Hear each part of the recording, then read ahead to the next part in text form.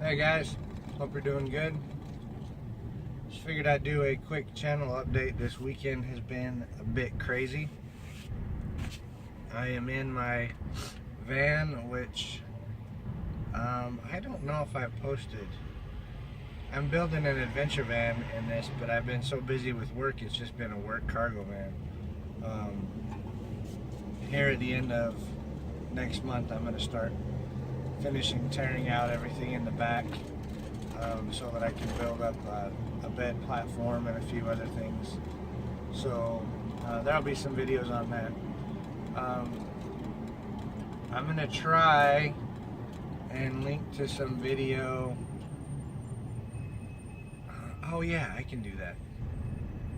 I'll try and pull a video down for you.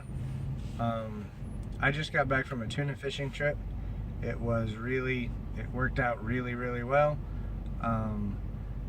If you're looking to go tuna fishing in the Pacific Northwest, I would highly recommend in the port of Ilwaco. It's Ilwaco or Ilwaco. I think the locals say Ilwaco. It's just north of Astoria. There is Pacific salmon charters. And I just got back. I got back a couple days late for reasons I'll say in a minute. But we went out and actually didn't get to stay out for our full trip, and we pulled 30 fish in the boat, and everybody had a good time. The crew and the staff couldn't have been better or more helpful. So if you want to go tuna fishing, that is definitely where I would recommend you go. So on to the next thing. I have another trip coming up. Hopefully there will be some fishing going on in there, and I may have a better video of it because it hopefully won't be as hectic. I am going to Oklahoma in 10 days. I will be working my butt off here, and then I am headed to Colorado and Oklahoma for about a 10-day trip. So hopefully I'll have some stuff with that and have some videos with the van coming up soon. What I was going to say now is keep track of your buddies when you are out. So while we were out on that fishing trip, a friend of mine who has never had any health issues before, he's had some joints replaced and stuff, but no health issues. We left the dock at 2 in the morning, stayed at the same hotel, left the dock 2 in the morning. Everything was fine. Caught a bunch of fish between about 2 in the morning and 10 o'clock that morning. It takes a couple hours. We're about 60 miles off the coast. And then all of a sudden, he came up and asked me what was going on. And we had just got a fish on the back of the boat, so I was assuming he was joking, as in like, what's going on? Get to the rail, we got fish to catch. So I just said, hey, I'm going to catch fish, let's go. So he followed me to the rail.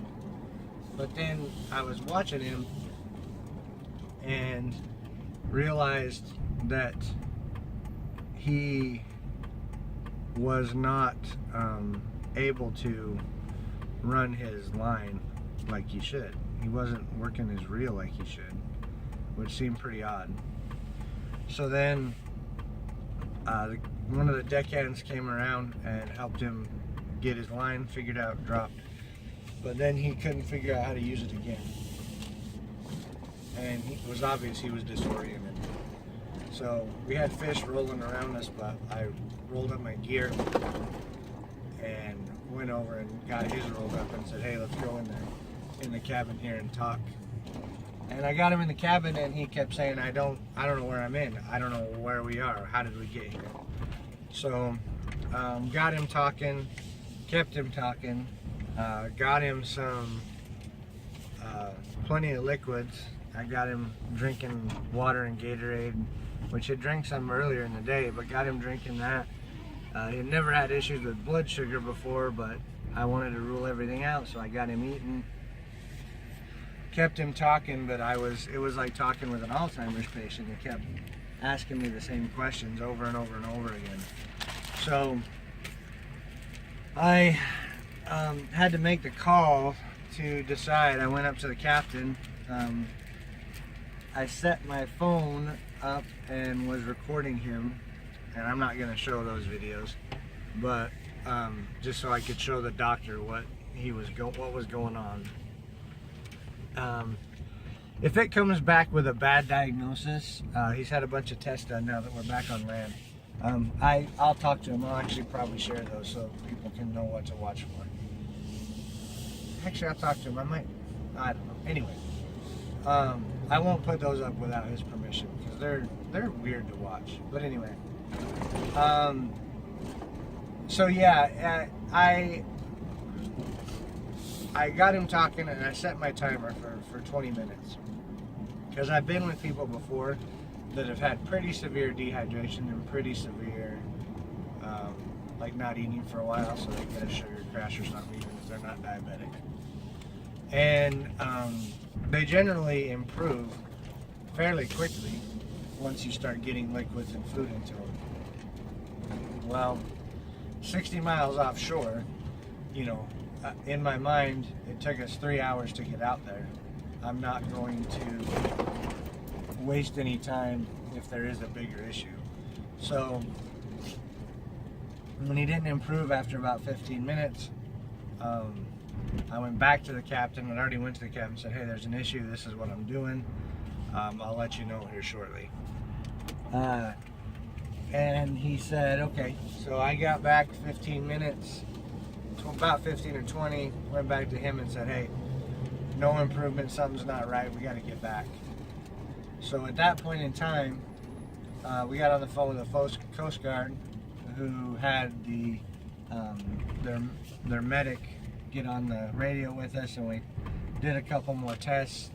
So only about another 5 minutes went by, and then that medic said, you need to get him in quick. So we yanked all the gear. We were still trolling. We yanked all the gear and full throttle back towards the coast.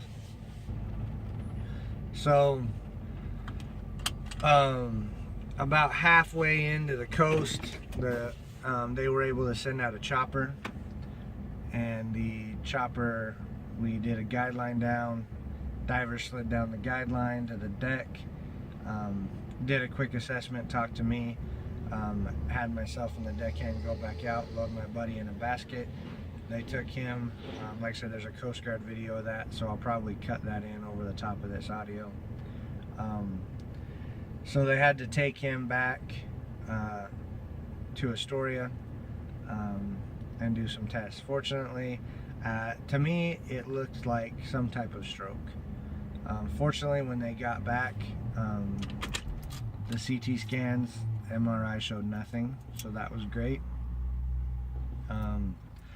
Doctor said it was okay for him to fly. It would actually be better for him to fly than to drive, just because of location of medical care. I was in Astoria and was driving back to Salt Lake, so there's some pretty big stretches with no major hospitals. Because if it was some type of mini stroke, or TIA, I think they call them, there's a chance he could have a bigger one. So he flew back, his wife flew up, he flew back with his wife to Salt Lake, and I drove back. So just got back in town, actually. So yeah, just keep an eye on your buddies. Like I said, he is quite a bit older than me. He's over 65. But he goes elk hunting with me, he goes deer hunting with me, he hikes all over. Never had a problem. He keeps up with me even though I'm half his age. So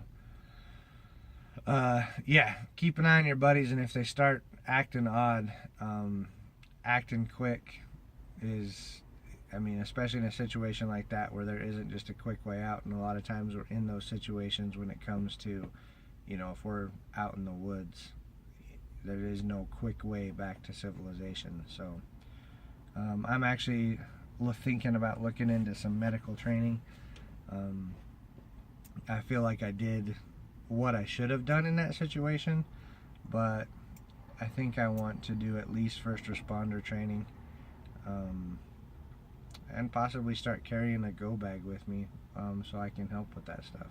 I actually saw a pretty bad car wreck basically happened in front of me on the way back from Oregon as well, and it's just kind of a pain to not feel like you can't do anything. So probably gonna look into that as well. So hopefully I'll put some pictures up of the fish. Try and get that video. Coast Guard actually posted a video of his rescue. And big shout out and thanks to the Coast Guard. Those guys were awesome. Again, the charter company was awesome. I feel they did exactly what they should have as the situation arose. We all handled it as quickly as possible, but without panicking, and got everything under control. And like I said, the Coast Guard came right out. Couldn't have been more professional or better. And got rescued in a limited edition yellow Jayhawk. I'll put a link to the article about the helicopter he rode on in the description as well, because that's pretty cool how they did that. But yeah, the biggest thing is just, you know, keep an eye on your buddies. I know there is a first responder course available in most bigger cities, and it's not an EMT course. It's a first responder course. They want some people that are have a little bit of medical knowledge and a basic medical kit. It's only like a bag, you know. They're not cheap. They're a couple $100, but so that if something happens, you can help before the medics get there. And that course, I think, by the time you do the kit and the course, I believe I had some friends take it. It was only about $500. So if I can find a link to one, I'll put a link below so you can kind of get an idea for it too. But yeah, that's the biggest thing. So hopefully I've got some other stuff coming up soon. I'll be doing the van build videos. I've got some stuff coming up on that trip, and I hope to get out and go shooting again. My poor Ruger, I haven't shot my 308 this year at all, so it's just been crazy with work and some other stuff. So anyway, till next time, guys. Like I said, keep an eye on your buddies out there. Make sure you got somebody to keep an eye on you, because this came out of nowhere, and fortunately everything turned out all right. But if nobody would have paid attention, it could have been a completely different story. So anyway, till next time, guys, have a great one. Hit that thumbs up. If you've got any questions or comments, put them below and I'll answer, and we will talk to y'all soon. Have a great one.